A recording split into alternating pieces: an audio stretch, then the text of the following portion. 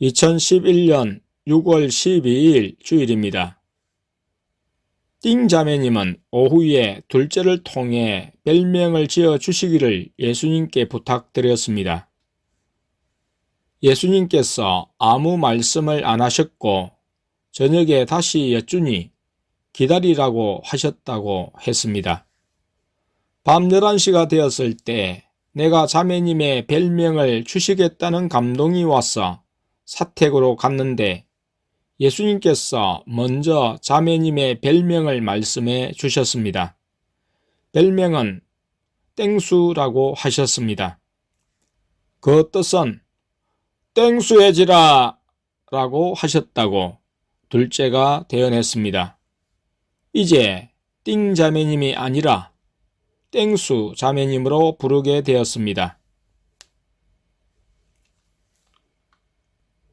2011년 6월 13일 월요일입니다. 새벽 2시 가까이까지 예수님은 성도님들을 집으로 보내시지 않으셨습니다. 땡수 자매님은 온종일 훈련을 잘 받고 있었습니다. 오래전부터 초원교회에서 훈련받은 사람 마냥 우리와 한 가지로 훈련에 동참했습니다. 성도들이 자신의 영적 상태의 심각성을 깨닫지 못하고 고침받고자 하지 않는 일은 공동체에 악영향을 끼치고 다른 성도들의 영적 건강을 실제적으로 위협하는 일이었습니다. 한 사람의 영적 타락이나 잘못은 곧 전염되어 공동체의 위기로 연결될 수 있었습니다. 내가 카페에 두 자매님에 대한 2건의 새 글을 써서 올리고 있을 때에 땡음 집사님이 사택에 와서 둘째를 통해 예수님께 묻고 대답을 들은 후 바깥에 있으면서 울음을 억제하는 소리가 들렸습니다. 내가 보니 손을 위로 움직이며 손 동작을 하는 것이 보였습니다. 무엇 때문에 그러는지 물으니 예수님께서 손 동작을 해도 된다고 허락하셨다고 했습니다. 아내는 자리에서 볼 때 땡음 집사님의 얼굴 상태가 좋지 않고 손 동작을 할 필요가 없는데 욕심을 가지고 기도하는 모습을 보고 고통했습니다. 예수님께서 성도님들에게 무슨 무기들을 주셨는지 알게 하시기 전에 나는 성도님들의 영적인 대화의 부재와 또 자존심을 세우는 변론, 잘못을 시인하지 않는 고집, 말할 때 들떠 헛웃음을 웃으며 말소리가 크고 말이 많은 것이 초기 상태와 다를 바 없음을 지적했습니다. 나의 영적 지적과는 별개로 성도님들은 예수님께서 성령의 무기들을 주셨음에 좋아하고 무기의 능력을 맛보면서 직장에서의 기도 응답들에 대한 부각을 통해 마치 영적 상태에 대한 나의 지적은 잘못된 것처럼 가리워졌습니다. 땡음 집사님은 그동안 마귀에게 지배당하며 손 동작을 하지 못한 오랜 상태에서 해방된 감격을 누리는 것 같았습니다. 내가 보기에도 손 동작하는 것에 눈물 흘리는 모습을 보인 것은 과한 행동이었습니다. 이는 마음이 들떠 감정에 치우쳐 있음을 보여주었습니다. 그래서 아내는 손 동작을 하지 말라고 했습니다. 예수님께서 땡망 자매님에게 무기를 주시며 영적인 감각을 열어주시고 성도들에게서 영적인 냄새를 맡고 머리가 어지러운 것을 자매님이 말하면서부터 그동안 영적인 대화가 부재했던 성도님들이 영적인 관심을 가지고 영적인 대화의 주제로 나가게 되었습니다. 땡망 자매님은 일부 성도들에게서 냄새를 맡았는데 악취가 났었다고 했습니다. 이는 늦게 온 자매님을 통해 성도님들의 영적 상태가 좋지 않음을 말씀해 주신 일이었습니다. 성도님들이 성령의 무기에 대한 능력, 기도 응답의 체험을 말하지만 자기 중심적인 기도와 응답도 섞여 있었습니다. 헛웃음과 함께 들뜬 말하는 모습, 또는 가만히 있을 때 무표정하거나 침체된 모습 등을 볼 때 변화의 차가 심하고, 근본적으로 영적인 변화가 자리 잡기까지는 아직도 갈 길이 멀어 보였습니다. 십자가 중심을 마음에 새기고 날마다 회개하는 데 초점을 맞춘 것이 아니라 다른 사람이 가진 것을 부러워하며 다른 영적인 체험에 대한 욕심을 가져 스스로 높아지려 하고 주목을 받고자 하기 때문이었습니다.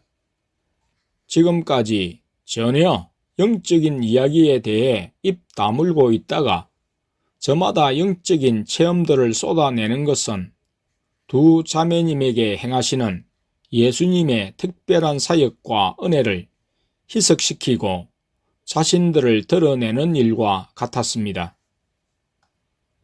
낮에 땡음 집사님은 땡망 자매님에 대한 꿈을 꾸었다고 이야기했습니다.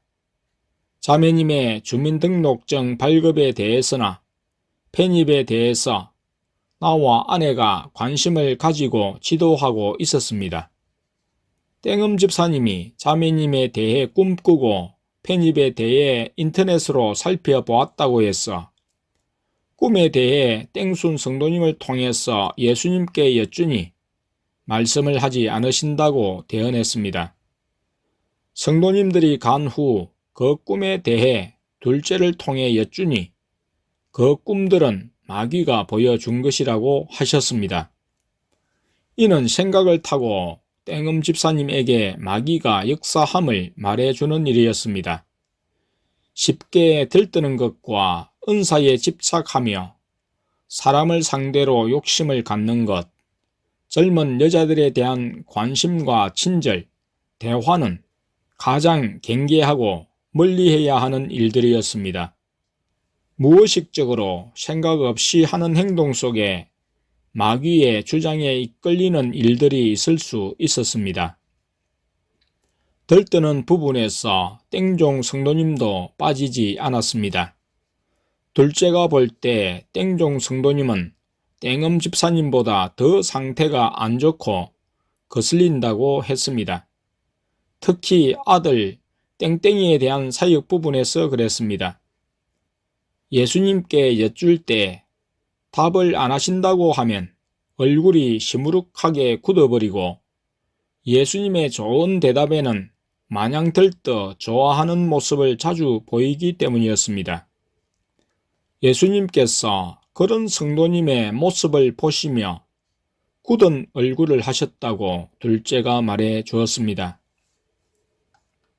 다들 자신의 잘못을 알고 고치려고 하는 일에 관심을 가지고 영적 진보를 위해 더욱 좋은 이름을 기억해야 합니다.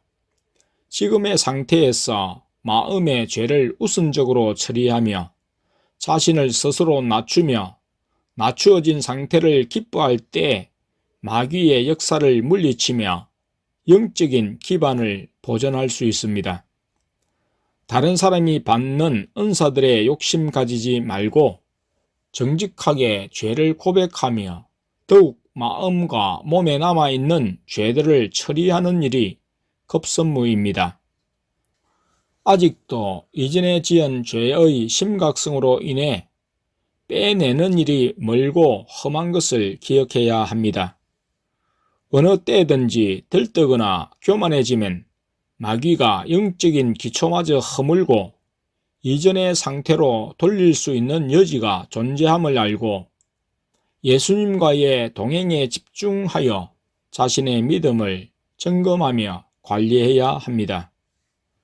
많이 가지고 있으면서 만족하지 못하고 다른 사람이 체험하는 것을 동시에 체험하고 싶어하는 상대적인 욕심을 버려야 합니다.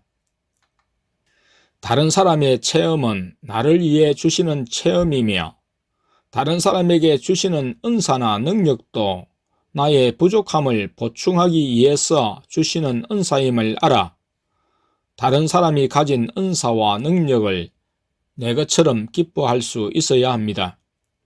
그리고 가진 자는 사랑과 섬김의 용도로 주셨음을 알고 예수님의 뜻 안에서 겸손히 사용해야 합니다.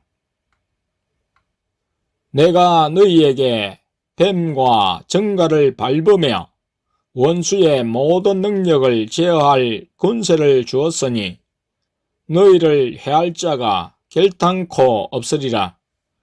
그러나 귀신들이 너희에게 항복하는 것으로 기뻐하지 말고 너희 이름이 하늘에 기록된 것으로 기뻐하라 하시니라.